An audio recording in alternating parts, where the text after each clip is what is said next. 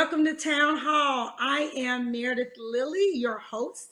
Thank you so much for going on this journey with me for the past few weeks. It has been incredibly just a great process. This has been so good, and I just thank you so much for tuning in. I hope this show has been insightful, resourceful, and educational. The goal of today's show is to stimulate genuine fact-based conversation around tough education issues that affect our community. I have a great lineup for you today. I am so excited for everyone that's on the show today, and I can't wait till you meet them all. We have Dr. Autumn Jeter, Superintendent of Bessemer City Schools, Alabama. Danielle West, CEO of Queen City Academy Charter School in New Jersey. Shavar Jeffries, Director of Education Reform Now. He's also a lawyer and civil rights activist. And we have Dr. Brent Johnson, educational professor or associate professor of education at Gordon State College. Welcome, everybody. Thank you. Thank you. Thanks for having Thank me. you for having Good to me. be here. Yes, absolutely. Thank you all so much for being on. And we have a great show lined up. So I just kind of want to just jump in so we can get all the questions that have been asked to us through this network out to the community as much as we get many questions answered to the community as we can today. So we're going to start off with you, Shavar Jeffries. You're the Director of Education Reform Now, which you can give us a little background on. But obviously you think that education reform is necessary. Can you tell us why? And just give people that just don't know, they hear a lot of talk about education reform. Tell us what it is. Is it financial based? Is it smaller classrooms? You know, what is it? And just tell us about your organization. Thank you. Well, first, thanks, Meredith. Thanks for having me, and thanks for just being the amazing leader you are. I'm honored to be here with our fellow panelists. And for us, education reform, from my vantage point, is essential because our public school system in this country really wasn't designed to educate Black and brown students well. And we know for most of the history of our country, the public education system was actually designed to segregate us and subordinate us into spaces that disallowed us from engaging in the practice of freedom and liberation. And so for me, education reform is how do we disrupt, how do we transform these systems so that actually can serve low-income students and Black and brown students in particular. And so for me, education reform really means 5 issues. One, the foundation of it is standards and accountability, that we really have high standards for our children. Particularly comes to our Black students, people can be quick to believe about what we can't do and think we're not as smart and not as talented. So we have to have very high standards rooted in the idea that our children are geniuses, they're brilliant, they can change the world, they will change the world, but our adults got to have that belief in them. Then we got to hold the system accountable to actually deliver on a type of education that'll deliver against that promise. Second, for me, is then resource equity. We know too many of our schools are underinvested, that there hasn't been the investment, not only in terms of money and dollars, but in terms of curriculum, in terms of resources, in terms of educational tools. We see COVID right now. We see so many of our young people just don't even have the internet access to make remote learning possible. So resource equity is critical. Third for us is reimagining teacher prep so we can make sure our teachers have the skills and tools they need to drive instruction for our young people from day one. Most of our teachers, about 65% in recent studies, say what they learned in graduate schools of ed didn't equip them for the classroom. Fourth for us is more choices within the public education system. We believe deeply that Black and brown parents should have more options. They know their children best. They know the ways in which their children learn best, and they deserve options. Middle class people and the wealthy already have options. We want low income folks to have them too. And then finally, higher ed reform.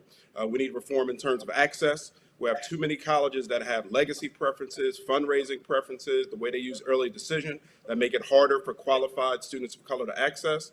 We have colleges that are not affordable, so we got to have more investments so that college is affordable for our young people. Then we have to hold our colleges accountable too. We have some colleges that are basically dropout factories where less than 25% of people graduate, so we got to hold them accountable as we make more investments. We got to see those numbers go up in terms of completion as well. Wow, thank you. You hit on something, resource equity. And I think I want to go to Danielle and Dr. Jeter about this. What is going on during COVID right now? How is it hard? I mean, I know it's so many issues going on right now in your school systems. Danielle, can you hit on resource equity first, and then I'll go over to Dr. Jeter? It definitely is a challenging time. Many state budgets have been impacted.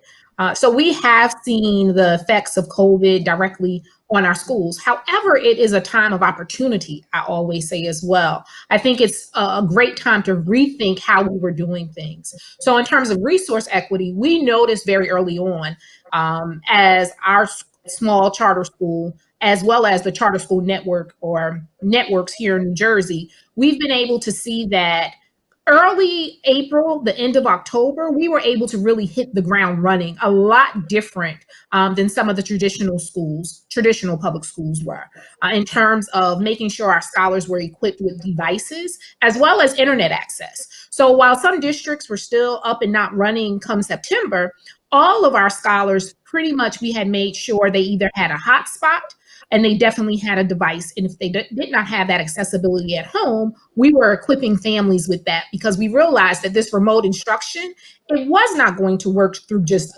handing someone a packet and saying, complete this packet, right? We still needed to engage with families and scholars. And we did that by making sure that they had the accessibility needed to be able to communicate with them because many of our families were just not online yet.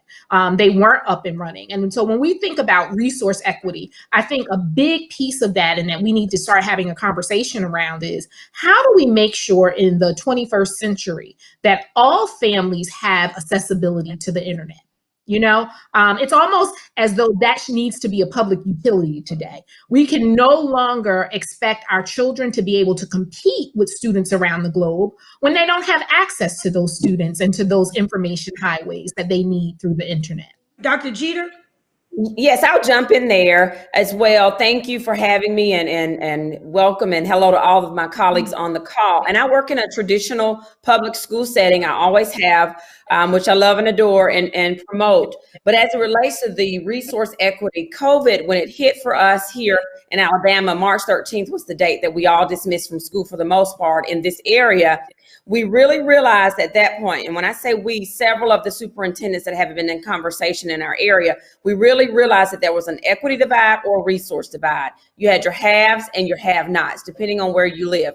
And as I mentioned, I work in a higher poverty school setting now, and it was disastrous for us to up and leave all of a sudden. Thankfully, we already had resources in place because we are supplied with a sufficient amount of federal funds. And so we were already a one-to-one divide school system, but there were kinks in that road as well. But even deeper than that, for my school system in particular, in conversation with other superintendents and legislators, we've learned and we know now that this is bigger, this is deeper. This conversation of resource divide or equity divide needs to be a legislative conversation, and it is becoming one because those who were able to scoot right along back in March through the end of that school year, and those who had not had to wait on funding to be supplied, and then there was this hold up with China. You couldn't order resources, and the children that really need were held behind even more because you couldn't order the devices because of the governmental hold. But what we've learned, or what I've learned since we've been home for COVID, but we're back in school now, is that this conversation about the equity divide or the lack of resources for all is bigger, it's deeper. It needs to be a legislative conversation per state to ensure access to the internet to all, regardless of where you're located, and a device for all. And as mentioned, the funding is there. The federal government provided various federal funding for all school systems. It comes with stipulations. But it's been a great addition and a great help for us. It's just 2 minutes behind what we really needed it for and when. Oh, right. wow. You know, Go ahead. Go ahead, Ms. West. I definitely agree with Autumn in terms of the legislative piece and making sure that the conversation gets started. Here in New Jersey, our legislators have also started having those conversations about the equity divide and resource divide. But I think more simplistic also on the school level, it's our obligation to make sure that we're allocating those resources that we do have in the appropriate fashion so that they get into the hands of our families. Far too long, I think we are not doing our due diligence the way that we need to on the school system level or the school level to make sure that we're allocating towards those things that are really going to move instruction forward and give our kids access. Now, what were some of the things, and I'm going to get to you, Dr. Johnson. Give me 1 second. I want to kind of go back to Shavar really quickly and stay here with Danielle West and Dr. Jeter. Shavar, you have raised billions of dollars in terms of education reform. And I hope I'm saying that right. I think I read that you've raised billions of dollars. How can smaller school systems that are still waiting on, or rural areas that are still waiting on the federal government funding, how can they touch base and get some of this money? Tap into some of these resources. I go to rural areas all the time, because I live in the South, and I was out last week passing out food boxes that I got from Atlanta and took them down to a rural area to senior citizens because they didn't have food in their area. They don't get free food boxes like you do in the inner city. Same as with educational resources. How can we get some of that down to some of the rural Black areas, the Bible Belt, the Black Belt in the South? And that's just a question to you, Shamar. Yeah, and so we're involved in lobbying the feds, and so, for example, we're part of the coalition that pushed the feds in the first CARES Act bill. Originally, they're going to put $3 billion on the table, and we're part of a group, and there's a diverse group. It was a whole bunch of us that pushed them to go from $3 billion to almost $31 billion. And so what we need to do is throughout the country, but particularly in the South, to answer your question, Meredith, the local congresspersons and the senators, and then frankly lobbying the governor, have to be held accountable, because a lot of those dollars went to state governors who then had a lot of discretion about how they would allocate and appropriate those dollars. And we know that oftentimes in all parts of the country, and in the South as well, that if we don't have the right representation at the state level, they'll allocate those dollars to white communities, to middle income communities, to wealthy communities, and we'll get the scraps. And so that's where we have to be organized at the local level, because many of us at the federal level are fighting to get those dollars allocated, and then local, state-based elected officials have significant discretion about how they appropriate those dollars. So I would say in any of those communities, Meredith, where people don't see those dollars in their local communities, we got to work with our local Congress people, our local electeds. We got to organize. We got to make some noise so our kids can get the resources that they deserve. And that's why voting is so important, but we'll touch on that later.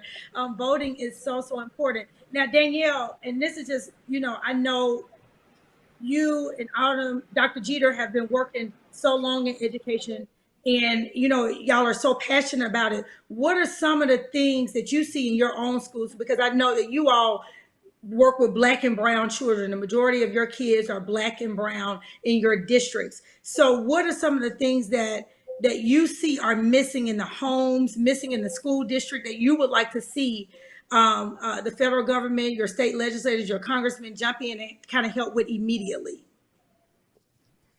So I go think ahead. really that continuum of care.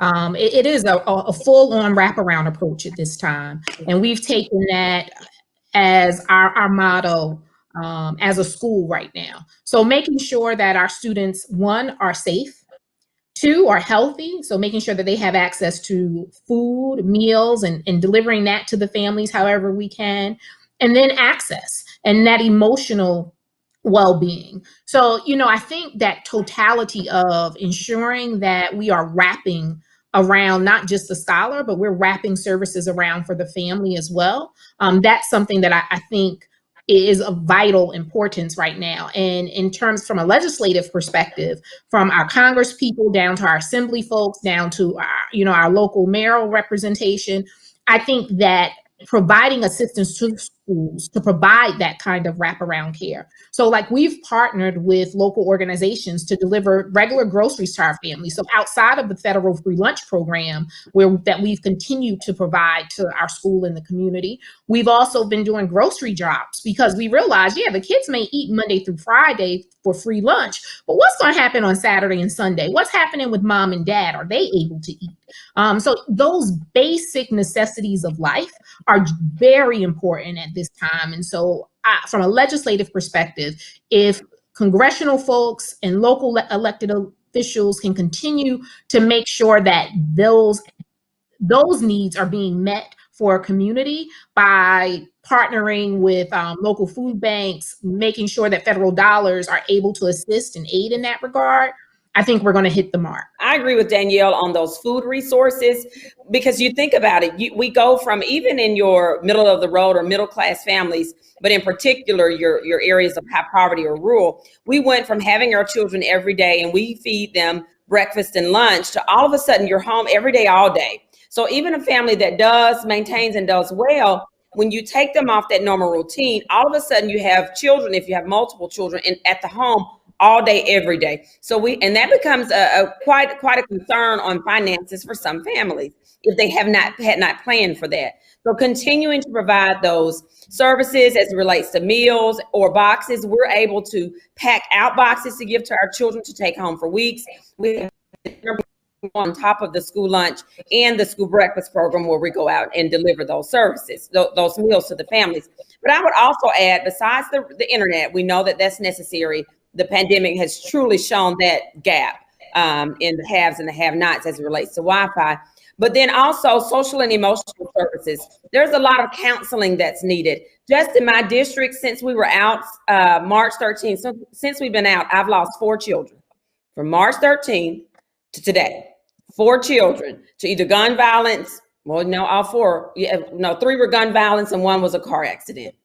So we need to make sure that our families have the necessary therapy or they have social and emotional organizations or nonprofits that are out there to counsel families, children, or just to provide activities, because you also find in your high poverty areas or rural areas that during the pandemic, the recreation centers are closed, the parks are closed or roped off and you can't get in them. So what do you do then? The children just are running around, either they're in the house all day playing a video game, which is okay if a parent monitors that, or they're getting into some things or situations that they should not be involved in.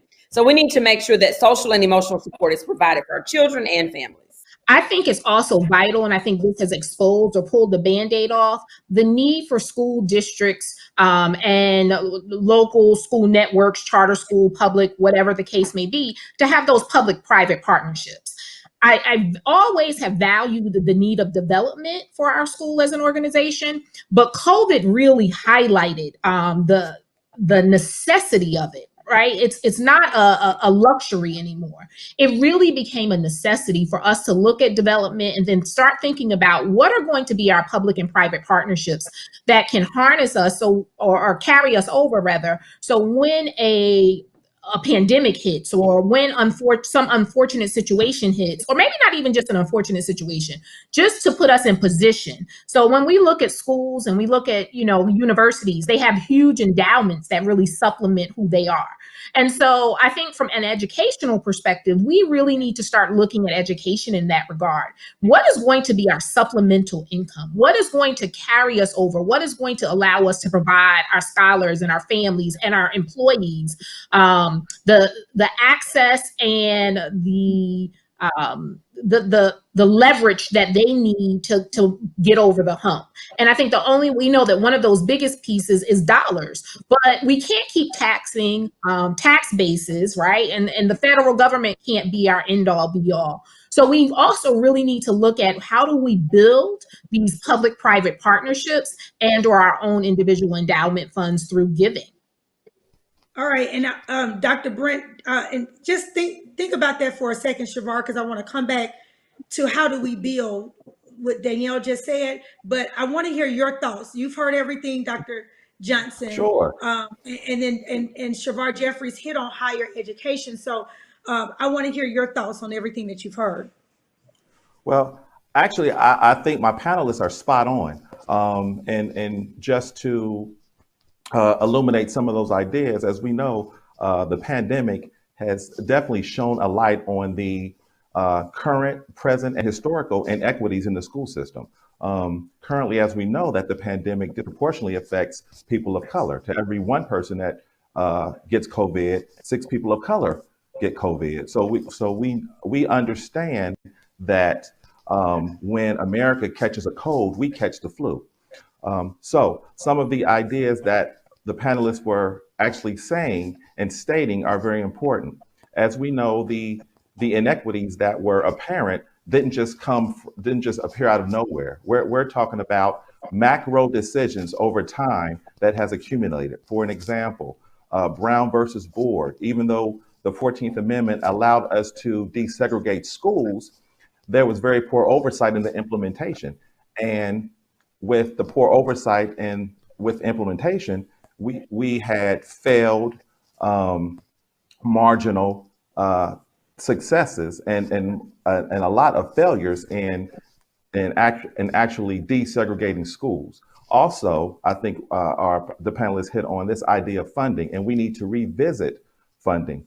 Our panelists hit on the importance of private-public partnerships, but we also have to look at how schools are funded overall. Kozol wrote a book years ago about savage inequalities, and we've also had actual state-level court cases of unconstitutional funding. In fact, in Ohio, the DeRolf case, there was 4 different cases that proved that the state of Ohio was inadequately funding schools.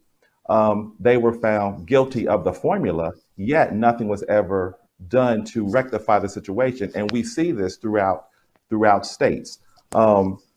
So as important as it is to advocate for private and public partnerships, it's equally as important to continue to advocate at the federal level, at the national level, to relook at funding. We often say that education is the road to equality or this road to equity, but we actually found out that's not the case. So we say one thing, but our actions, our macro actions as a country, and our micro actions, and I'll say the de facto social contracts that have been held in terms of redlining, in terms of food health, counter I can't even call it a claim, because a claim has evidence, counter this assertion of education as being this this idea, this lane for equality. I often say, and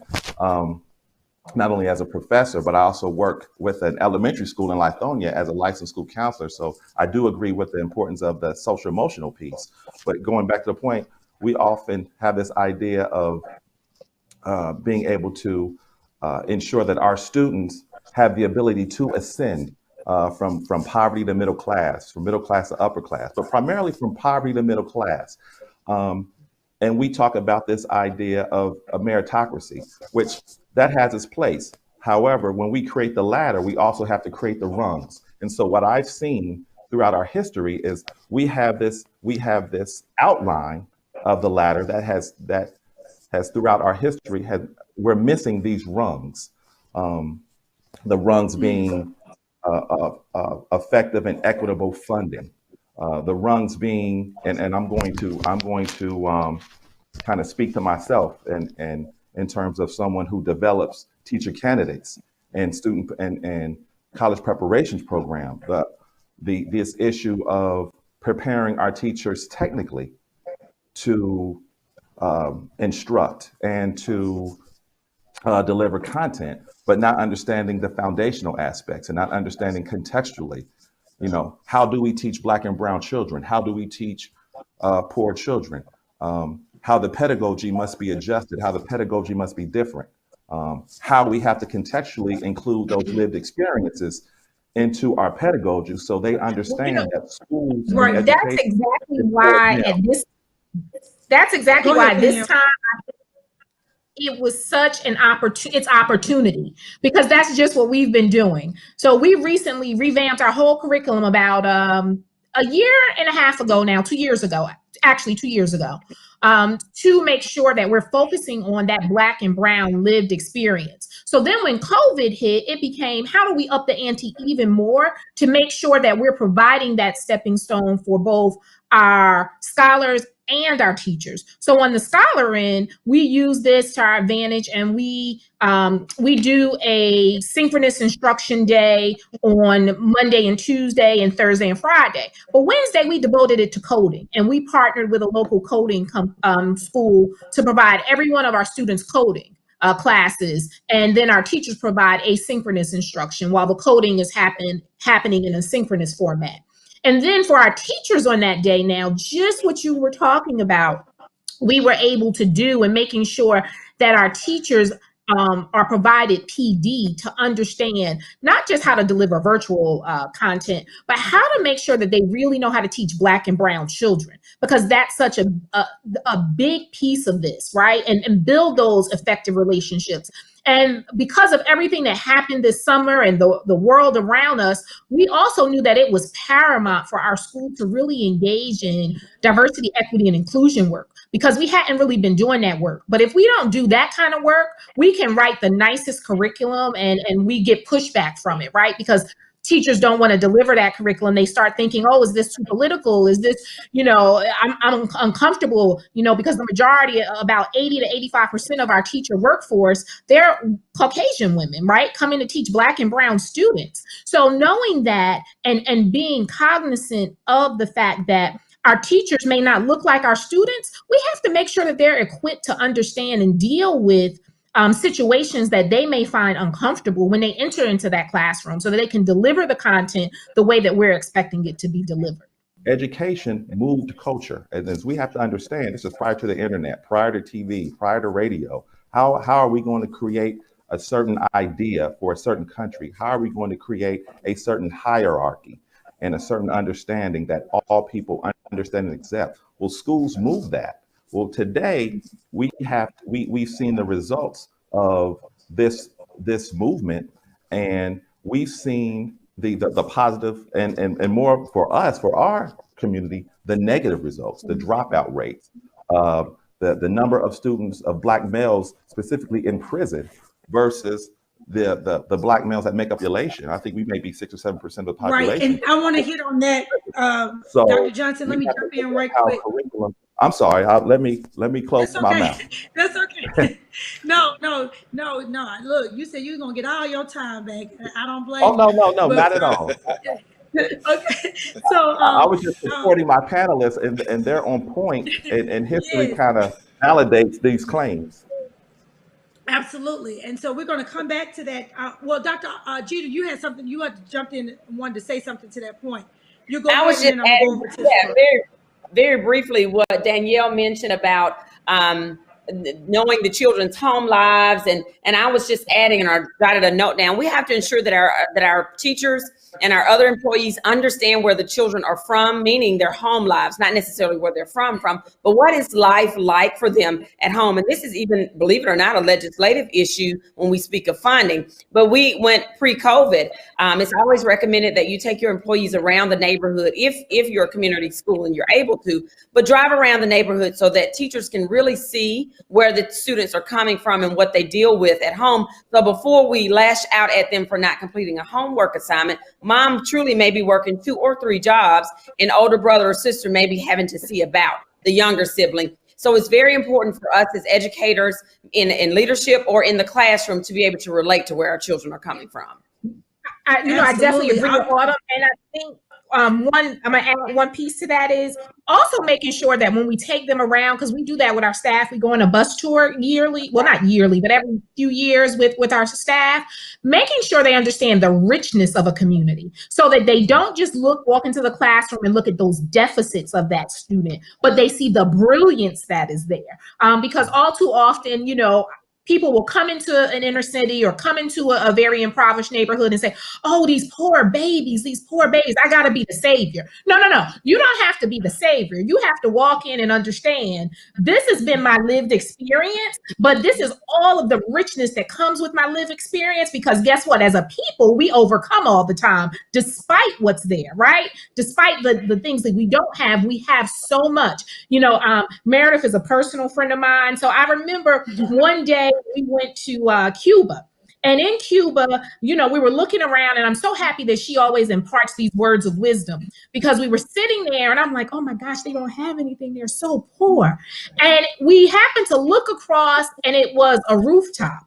And it was this family dancing on the rooftop. So amidst the buildings that, were in ruins, was this family, and there was this unit of just celebration. And I think that that's the same way that people need to approach when they come and work in our schools. Yes, you might walk into a neighborhood that may not look typical to what you're used to seeing, but know that there is so much brilliance there, and there's so much to celebrate. Because once you can identify that there are things there to celebrate, you're going to make sure that you approach those kids not at a deficit, but instead at a point of opportunity. And this is all of the brilliance that lies there.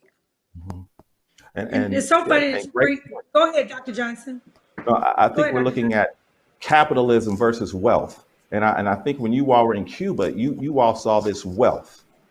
And to decouple this idea of poor and incapable, and then we marry poor with efficient. No, it's wealth and creativity, wealth and ideas. And so I just want to say it looks like you all were able to observe that in Cuba and understand, okay, what we're seeing is wealth. This wealth of ideas, this wealth of love in this community, and how do we incorporate that into the classroom? Absolutely, and it's so funny because I was going to say with Dr. Jeter and I, we went to the same schools all our lives, and some of our teachers lived in our neighborhoods. I remember Right. when I would act up, my teacher would come to our house. See my dad outside cutting the grass, and say, Lily is out there acting a fool. And I'd be so upset because I look out the window and my dad like, what? Come out here, and my teacher would be standing in my front yard. And so, and I just And thought that was about that as you it. were. And Meredith, that's Go. that true sense of community that we're missing or that we've lost for whatever reason. And it helps having your teachers or your principal or whomever in your neighborhood or in the neighboring neighborhood and had that personal connection with your parents truly made a world of a difference. And that would help with behaviors and expectations and everything else, because you never knew when Mrs. Henry or Dr. Richardson or somebody was Yes. going to come out. That's right. And that touches on another subject, which we're not going to get on today, but community policing. It kind of goes hand in hand. But that's another subject. But Shavar, I'm going to come back to you. Danielle touched on something earlier about how do we build? And so I want to start with you on that. How do we build or rebuild or start or continue building? Because some communities have already, but how do we build? Yeah, I think it first starts with a lot of what we're talking about here is remembering how amazing we are as a people. That we have the capacity within ourselves, within our own families and communities, to create the types of schools that'll serve our children well. And so I think owning the educational mechanisms in our community. I mean, no longer can we have others, whether we're in the traditional public school framework or public charter school framework. No longer can we have others coming in to impose upon us their vision of what education ought to look like for us. Because oftentimes, as we've seen, that vision reflects people's biases, whether they're conscious or implicit, about who we are and what we can do. And so I think part of what it is organizing our local communities to basically control the mechanisms of education in our spaces. So whether that's our traditional public school system, part of the reason that some of us got involved in public charter schools, that we can actually just create our own schools. So many of us were fighting the system, and after a while, we said, I'm gonna stop having to keep fighting. I'm just create something alternate that can reflect the best interests of our community. But we can also just own the traditional public school spaces and mechanisms as well. And this also gets into what you talked about earlier in terms of the importance of voting. If the people who control resource allocation to our public schools, who control curriculum, who control the hiring of school leaders and teachers, who control the hiring of the assessment protocols, if they don't reflect our values, we're going to continue to be, as Carter G. Woodson talked about so long ago, we're going to continue to be miseducated. We're going to be educated into a space that signals we're less than, we're not as talented. Because even the conversation we have, when we got to show folk who we already are, they shouldn't be in front of our kids already. Like if we gotta do what we have to do, but if we gotta come educate you to how brilliant our children are, you shouldn't be in front of our kids. I was at this banquet maybe 2 years ago. It was for a school system. They had the slides up about the Black and brown students who are going to college and all of that. And then they had a slide about we're proving it's possible that Black and brown students can go to college. And I spoke to the school lead afterwards. I said, how long has your school been in place? And he said, we've been here since about 2007. So you mean to tell me until you showed up in 2007, we ain't no Black and brown kids could go to college? So you already didn't believe in us. If you felt we got to go prove something, that we need some new data to prove what's possible. And so part of what it is, we got to have people who believe in the brilliance and capacity of our children. And sometimes that's us. Right? Some of us have internalized white supremacy too, about our own community. And so we got to make sure that those who are in front of our babies believe in their capacity, believe in their brilliance, that the curriculum, the pedagogy, the resources are allocated in a way to deliver upon that. And then I think we can get to a different level. Awesome. And now I'm going to go to Danielle and then go over to Dr. Johnson. Danielle, do charter school benefit people of color? There's so I've much worked debate in, about charter schools, so I want to so hear directly from you. I first want to give a little backdrop. So I've worked in a traditional public school setting in Newark Public Schools for more than 9 years. Then I worked in rural North Carolina in a town called Charlotte for Brunswick, or I lived in Charlotte, but worked in and for Brunswick County school systems. And I got to go up and down a county that was very vast.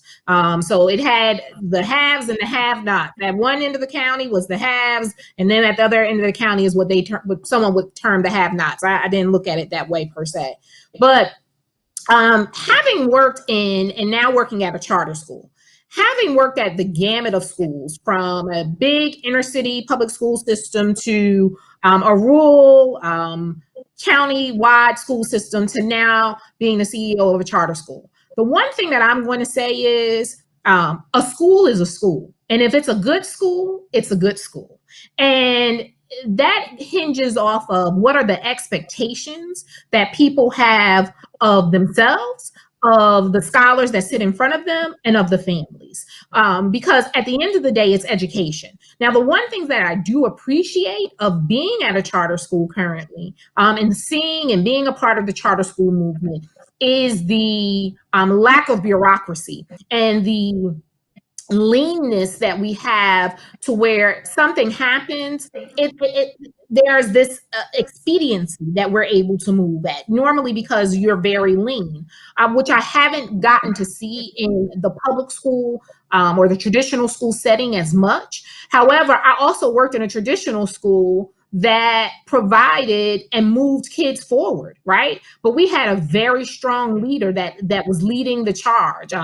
Always shout her out because she's a mentor to me, Kathy Duke Jackson, who made sure that those people under her charge, they believed in the kids that sat in front of them. And so, I think a good school is a good school. I think it really is good to have choice. So that parents, because I have parents that have a kid in a traditional public school and then they have a kid at my school, right? It's about having that choice to decide what is best for your child. Growing up in Newark, my parents had choice for me, but unfortunately it was choice that they had to pay for because I went to parochial school while we lived in Newark my entire life. But it was that choice. It was knowing your child. And so I do think that charter schools provide that option of choice, and it becomes another opportunity for a family to say, this is what works for me and my family, and determine where they want to send their child. Thank you. Shavar Jeffries. Well, let me go to Dr. Johnson.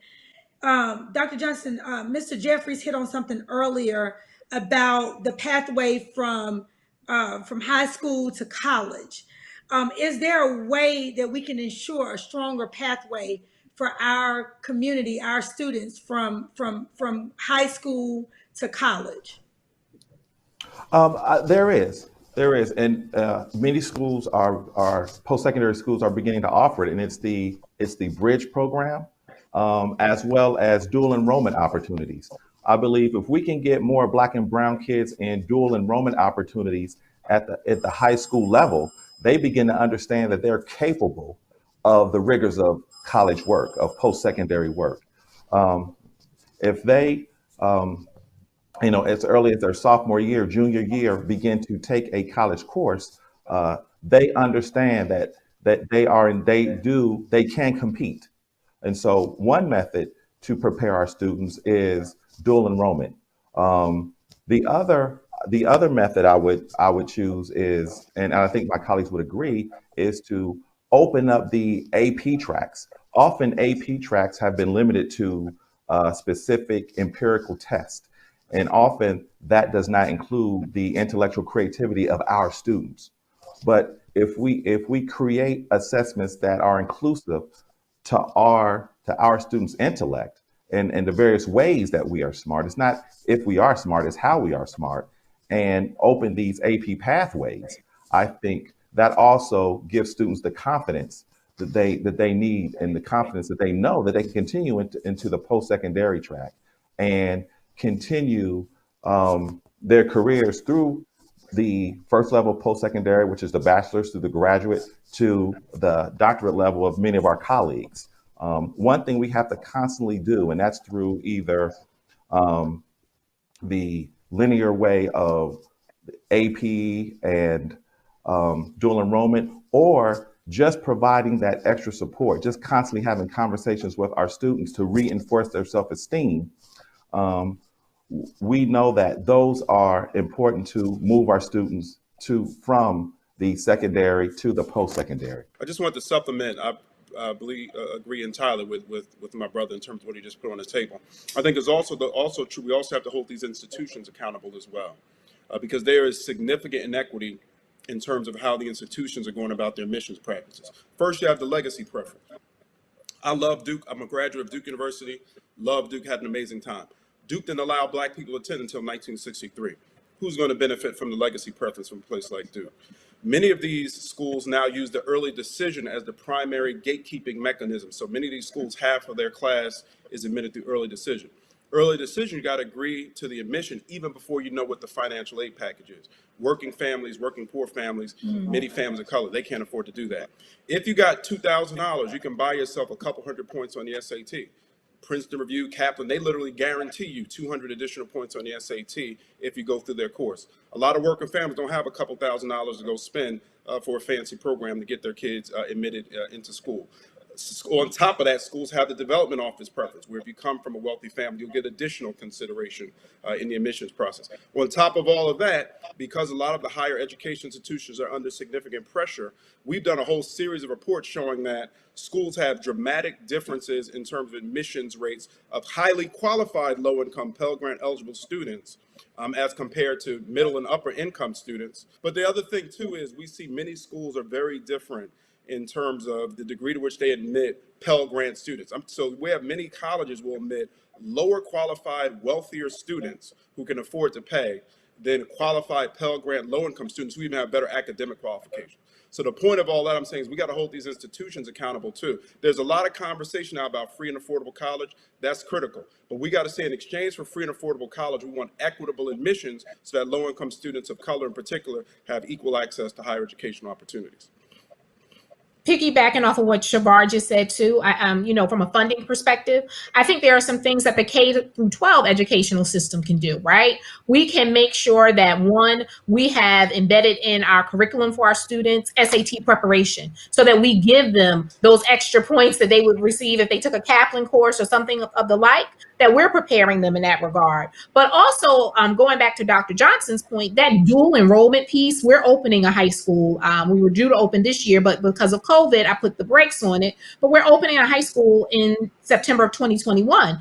Part of our high school program is dual enrollment. And part of that dual enrollment that a lot of people don't talk about is not just obtaining the college credits, but what that does for a family. If you're able to walk into a school and you have an associate's degree or 60 college credits, but you are also a high school senior and you're getting your high school and your associate's degree at the same time, that has eased some of that financial obligation at this time and made sure that access is available to a family who maybe didn't have 4 years of college tuition, but I'm able to pay 2 years and not come out of school straddled down with loans and debts, because that's the other piece of this. Yes, we get people into the door for college, but then we don't talk about the financing piece and the loans and the debt that they come out with. So we put our people further back behind the 8 ball, because when our kids are graduating, they're graduating with all of this debt that they can't move into society and take a low-paying job where they really don't make any money, but they're getting a lot of experience and they're learning, because guess what? They have these bills they need to pay back to school, so they don't get started on purchasing a house and being able to do all of those things.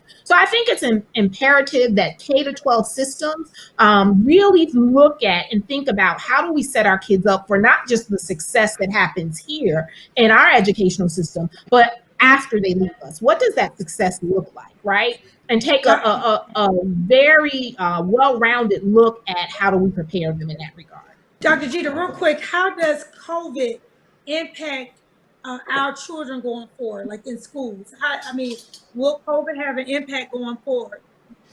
Yes, COVID is already having an impact going forward. It's been quite the challenge as a sitting superintendent in a high poverty area. Number one, to get our families to understand and value education and that this is real. Although we're on a computer certain days of the week, it's still real education. And you hear the terminology or the slogan, COVID slide. That's real. We always experience the summer slide where children may not be as attuned into education over their summers, but add in COVID. And then also add in some of our schools or some of our children did not start school face to face. They were still virtual this school year and did not quite take it seriously. So yes, so your traditional schools or schools in general really need to consider not necessarily a year round calendar for the coming school year, but some type of intensive academic support or education next summer to bring our students or catch them up from what they may have missed. And just to add, Meredith, just as it relates to the pathway from high school to college, that's crucial in COVID as well for our present seniors, those who graduated this past year, and our 11th graders. But we have to make sure that our children from the K-12 standpoint are exposed to schools.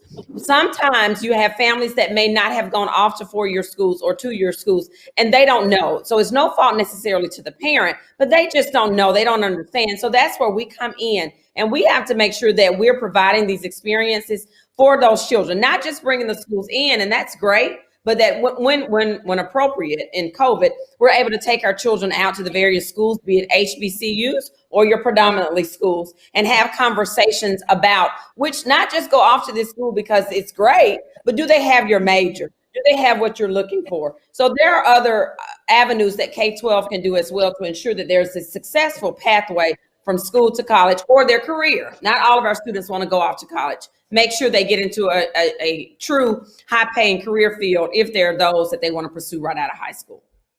Absolutely. Dr. Johnson, your thoughts? Well, I actually wanted to ask my panelists or issue them this invitation to their colleges around. And what I was going to say is invite those professors of education to your schools. In many cases, our professors are teaching candidates, and they themselves have not been in the schools for a while. So I think it's important to invite those who are actually teaching the next generation of teachers to your schools so that they understand what's going on and what's happening in real time. I wanted to add that piece. And secondly, I wanted to follow up on a couple of points by our panelists. I think it's important that we do push the dual enrollment because, as we often know, many of our children are first generation graduates. So when they graduate, not only do they have loans, but in some cases, they're also financially and economically supporting family members.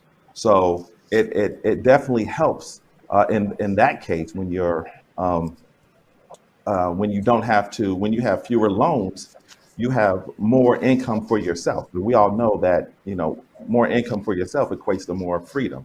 And secondly, we were discussing the idea of, and I think Dr. Jeffries, you discussed this idea of how, lack of a better term, upper middle class, wealthy institutions, and those traditional institutions like a Duke, like a Miami of Ohio, like a University of Georgia, have their own version of affirmative action. That's what you were actually describing, but it's their affirmative action. And I find that interesting when these arguments of affirmative action being unconstitutional and being illegal, and we hear these counter arguments, but when we think of things like legacy and gaining points just for having $2,000, when many of people in our community who are living day to day, who have to make food choices, rent choices, mortgage choices, don't have that extra income.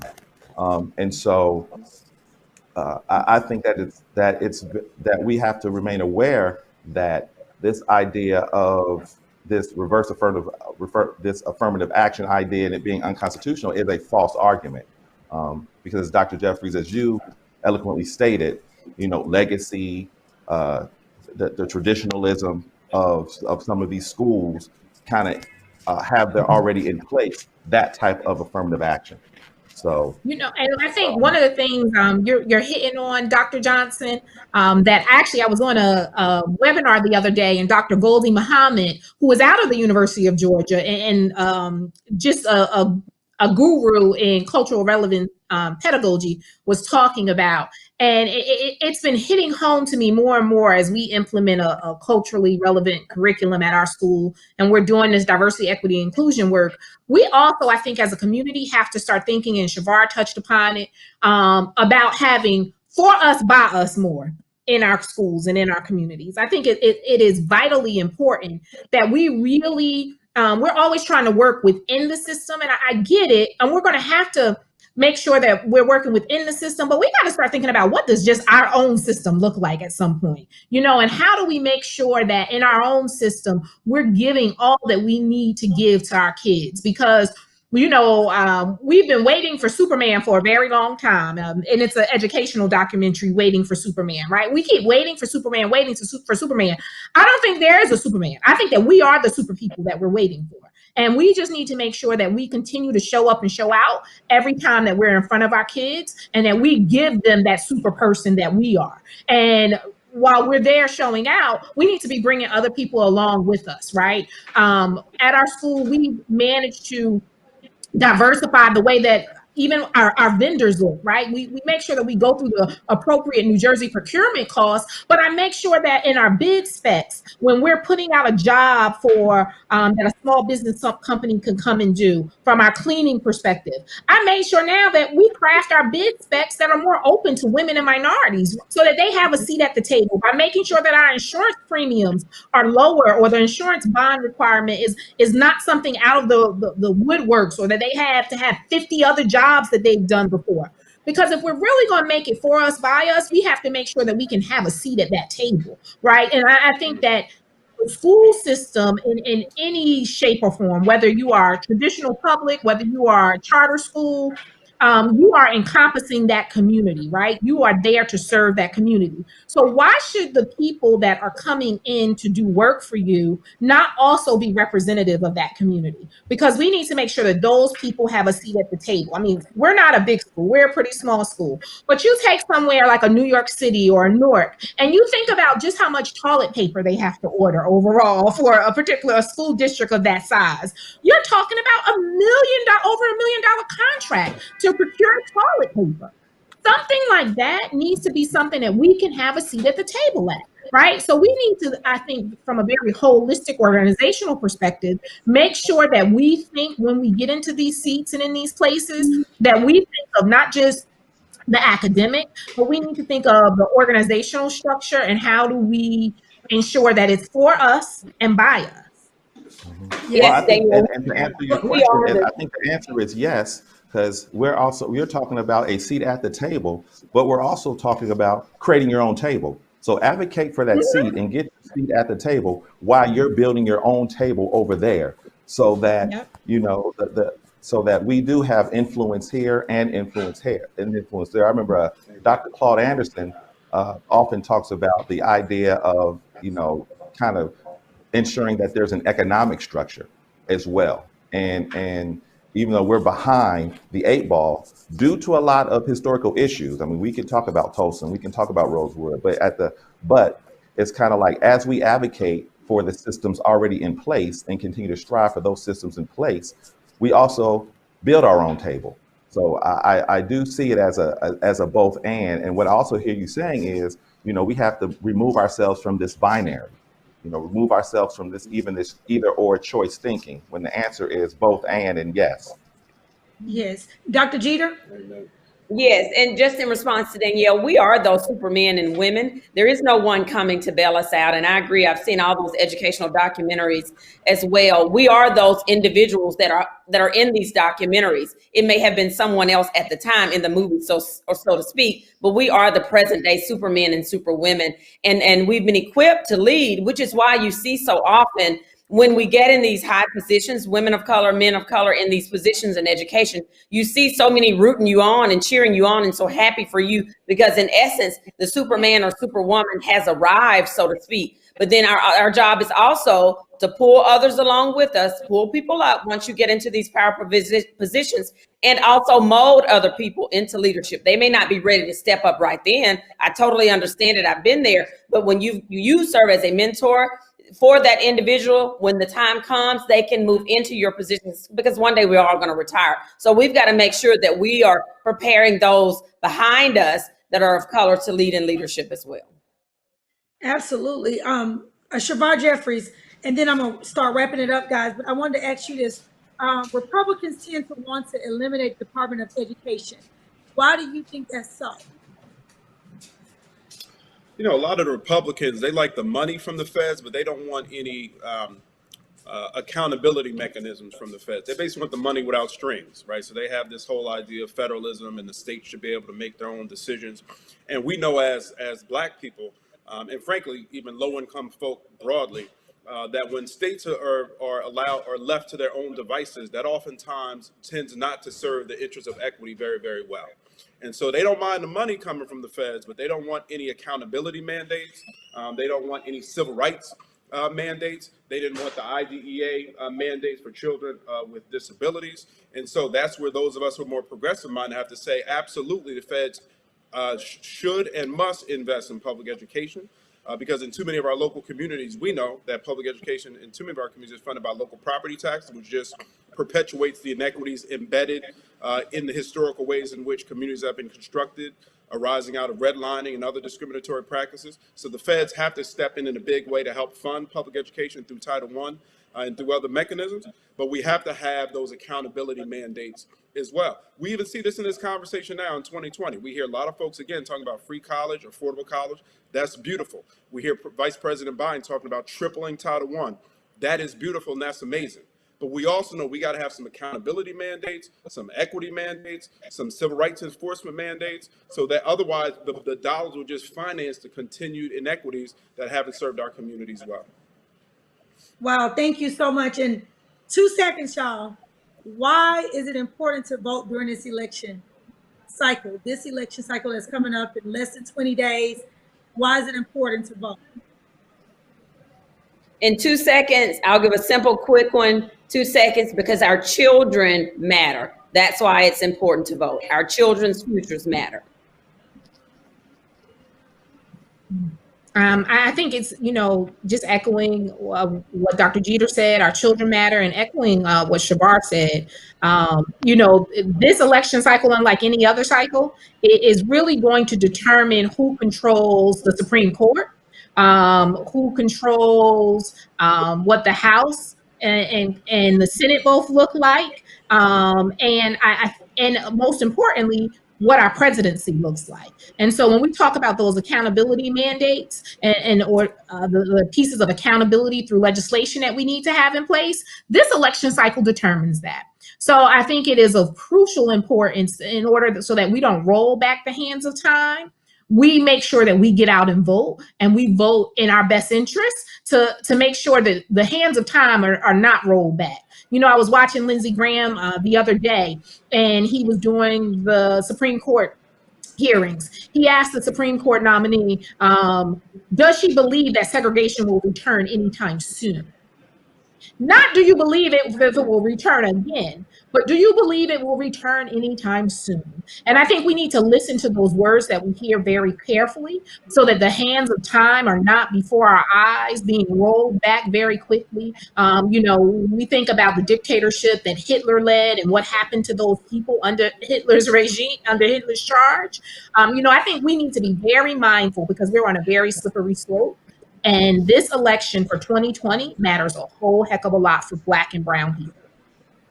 Thank you. Dr. Johnson. Yes, we need to vote our interest.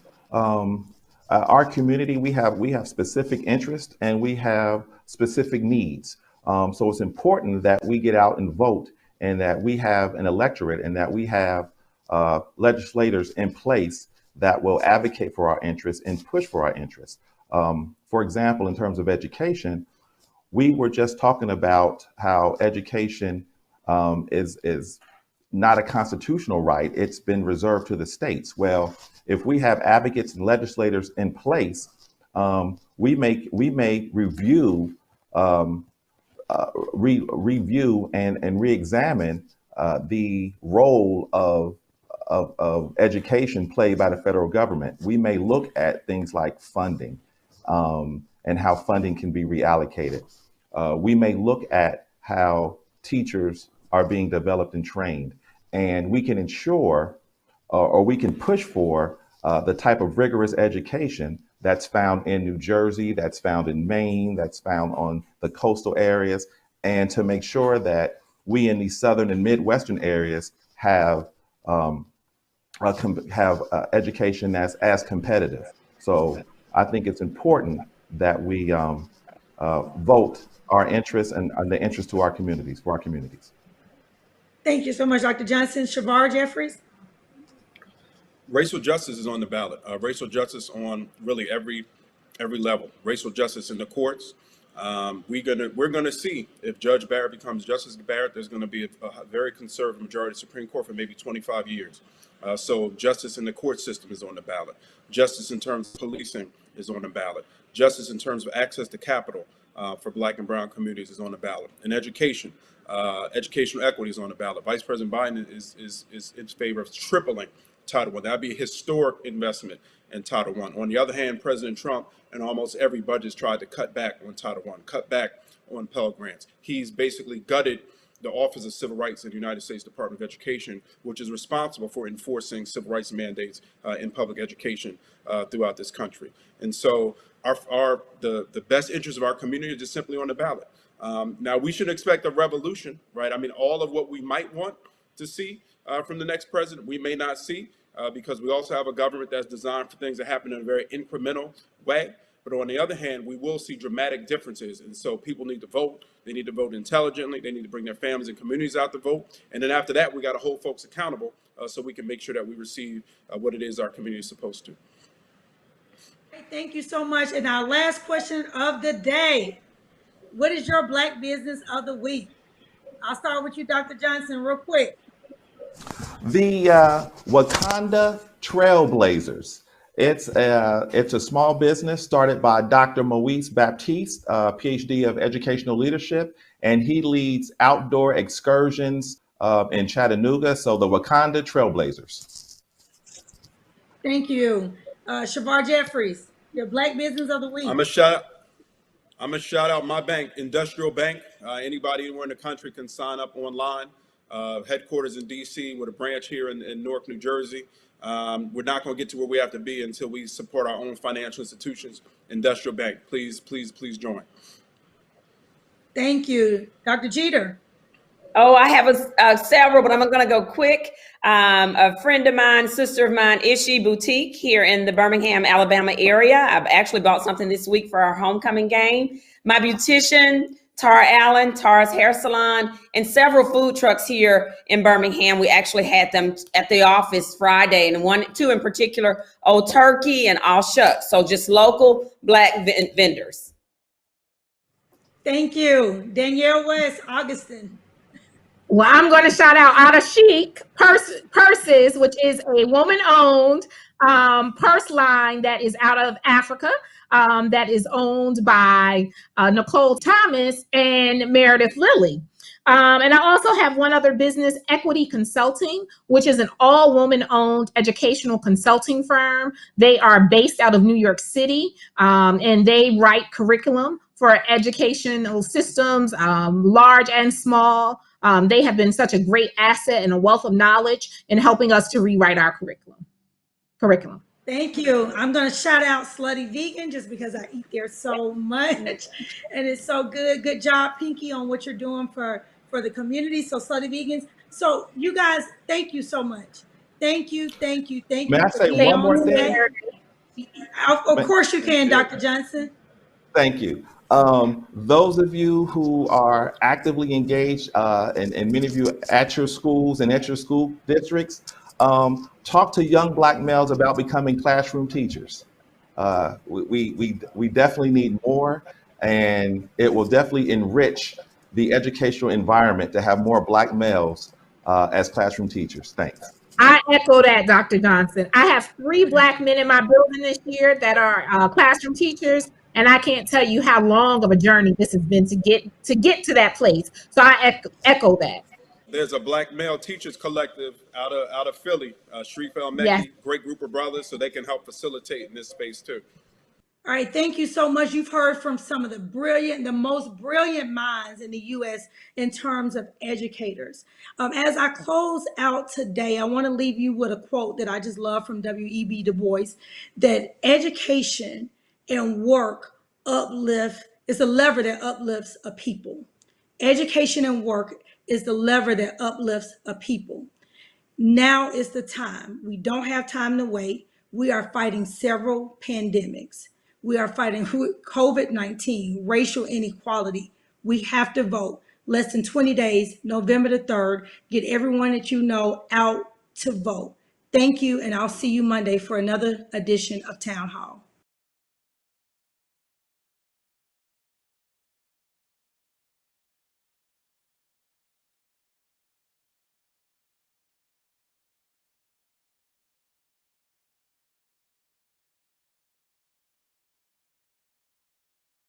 Talk to you about the stakes in this election as plainly as I can. If we're going to get this virus under control, get folks back to work, and make sure affordable health care is available for everybody, we've got to send people to Washington who aren't interested in playing political games or making themselves rich. We've got to elect folks who will get to work for people like you. That's why I'm supporting Reverend Raphael Warnock in the special election for Senate. Reverend Warnock's someone I've known for years. He's a man of great moral integrity, a leader in the truest sense of the word. He's spent his life pushing for justice, fighting to expand healthcare, protecting voting rights and the dignity of work. You don't find a lot of people in Washington like Reverend Warnock, and that's exactly why we got to get him there. Please join me in supporting Raphael Warnock for Senate. I'm Raphael Warnock, and I know we can do better. That's why I approve this message. Future of Black America and Houstonians for Working Families will host a pre-election day Get Out the Vote, Revive the Nation virtual gospel celebration at 4 p.m. Central Standard Time on Sunday, November 1st via Facebook Live at The Hope TV. This powerful experience will be hosted by Meredith Lilly and J.J. Williams. Featured entertainment performances will include Ernest Pugh, Nikita Fox, E. Dewey Smith, and the Light Church Praise Team, Pastor Mark Jackson and Final Call, Brian Courtney Wilson, Poet 7, Endurance and the Mississippi Mass Choir with special guest speakers Pastor Jamal Bryant, Pastor Max Miller, Tawanda Braxton, Carl Davis, Chair of the Future of Black American and Congresswoman Sheila Jackson Lee. The primary mission of the effort is to motivate and encourage African American voters to participate in the November 3rd election. For more information or to RSVP for the event, go to HoustoniansForWorkingFamilies.com. I'm John Ossoff. Truth is, corruption in Washington has infected both parties. They're too busy serving lobbyists to serve us. I'll ban corporate political donations and secret corporate money in politics. And I'll crack down on price gouging by health insurance and drug companies who use that money to buy off Congress. We're all in this together. Together we can end the corruption and make healthcare affordable. Fighting corruption is my job, and that's why I approve this message.